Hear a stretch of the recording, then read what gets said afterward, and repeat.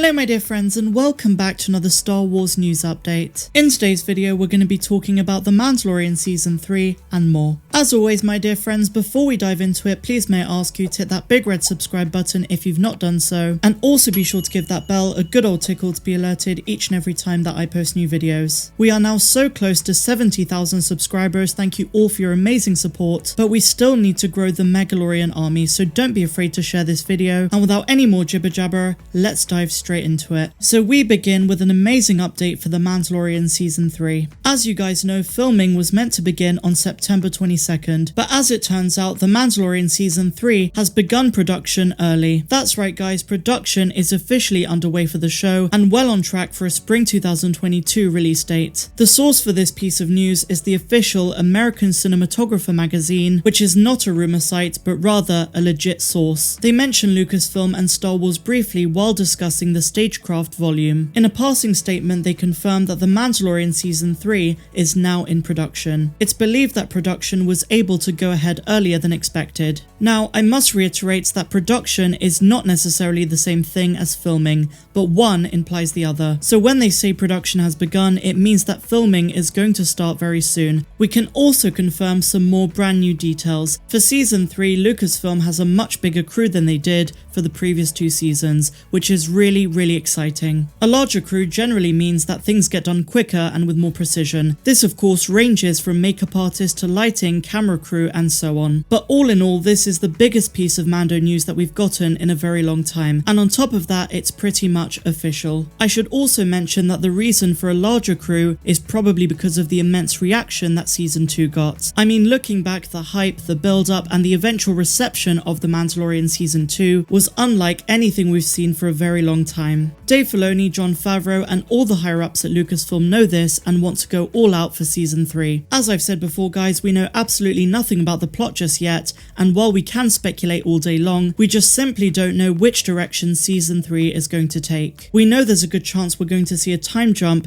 and that stylistically it's going to be more like Season 1, but as for the nitty-gritty details of the season, we have no clue. They could go down the Mandalore route, or maybe Grogu is going to come back into the picture sooner than we think. 2022 feels like a long way away, but remember that in 5 months the Book of Boba Fett releases on Disney+, and we're probably going to get a cameo of Mando. I think overall the climate within the Star Wars fandom right now is pretty decent, to be honest. We have a lot of new shows to look forward to, and the big ones are definitely The Mandalorian, The Book of Boba Fett and Obi-Wan Kenobi, all of which will be released before the end of next year. Right now though, we have The Bad Batch, which from what I've seen has had a very lukewarm reaction from fans. On a personal level, I love the series. As you guys know, I cover it each and every week. And while there are many fans who also love the show, a large portion of the fandom does not. The Nielsen ratings back this up, and I think it's because The Bad Batch is a very niche series, one that really appeals to Clone Wars fans and fans of animated Star Wars on the whole. And as we know, some fans just are not into that side of Star Wars, which is perfectly okay. It's just a fact that live action Star Wars will always do better, and the proof really is in the pudding. Just look at The Mandalorian. We'll see this again once the hype for the Book of Boba Fett begins in a couple of months' time, and once the trailer hits, you'll see that the popularity of the show is going to reach highs that are very comparable to that of Mando. When it comes to the Mando-verse on the whole,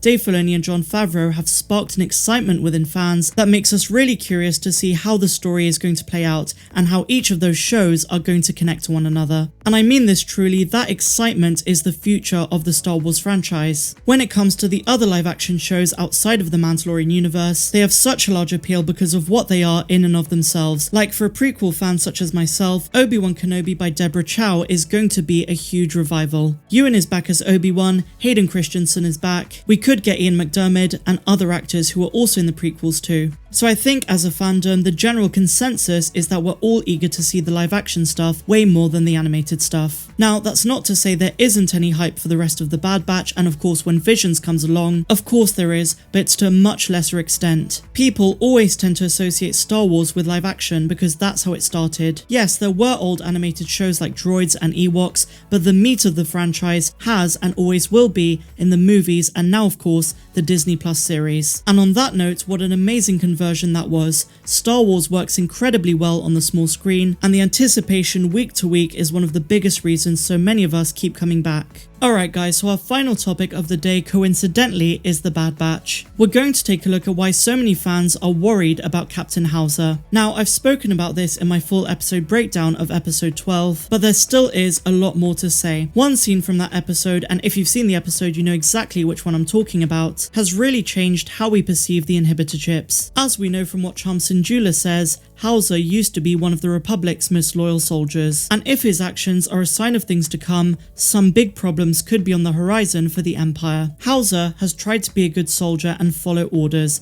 but his past loyalties are getting in the way when Rampart starts treating innocent people, including Cham Syndulla, poorly. So when he sees that the Bad Batch is there to rescue Cham, he seizes the opportunity. He disobeys direct orders by not sounding an alarm or trying to stop them. In fact, he warns Clone Force 99 and the escapees about a trap that Crosshair has laid for them. Like many clones in the aftermath of the Clone Wars, Captain Hauser appears to still be on the planet he had been fighting on for years. He made a promise to liberate and protect Ryloth citizens, and as we see, he has a personal friendship with Cham Syndulla. When he is told to act against those obligations, he is understandably hesitant, even when he has repeatedly been given direct orders from a superior Imperial officer. Ultimately, he chose to oppose them by letting Cham escape. In fact, Hauser is so steadfast in his decision to oppose the Empire that he stays behind on Ryloth and successfully convinces some of his squad to take his side before being arrested. While Star Wars has shown multiple clones opposing the Empire, including Cutler Quain, Rex, Gregor, Wolf, and the Bad Batch, Hauser is the first to voluntarily disobey orders, all while seemingly retaining his chip. The problem for the Empire is that there is not a specific order to make the clones follow generic assignments, so even with their chips, they still have a touch of free will. And that is the root of the Empire's problem with Hauser. He made a commitment to Ryloth and was fighting to liberate it for years. Likewise, Hauser's troops would have been loyal to the planet that they served on. Since the Empire is turning into everything the Republic stood against, clone opposition could become more and more frequent, which spells trouble for the Empire in the immediate future. We're not sure what's going to happen to Hauser and the clones who did get arrested, but we're going to find out next week. I think they could be sent back to Kamino and tensions will rise between Lama Su and the Empire. There's so much more we need to learn about the inhibitor chips, but episode 12 taught us something very valuable. Ultimately, I'm really intrigued to find out what happens next and where Captain Hauser fits into the Star Wars universe. Is he going to become a member of the Bad Batch or not? Let me know your thoughts in the comments down below, and what did you think of this news update on the whole? If you guys enjoyed it, please be sure to give me a big fat thumbs up, subscribe to the channel if you're brand new and a huge welcome if you are, and also be sure to check out my Patreon. The link is in the description down below. Otherwise, I'm Star Wars Meg wishing you all a phenomenal rest of the day, no matter where you dwell in the galaxy. Have a good one.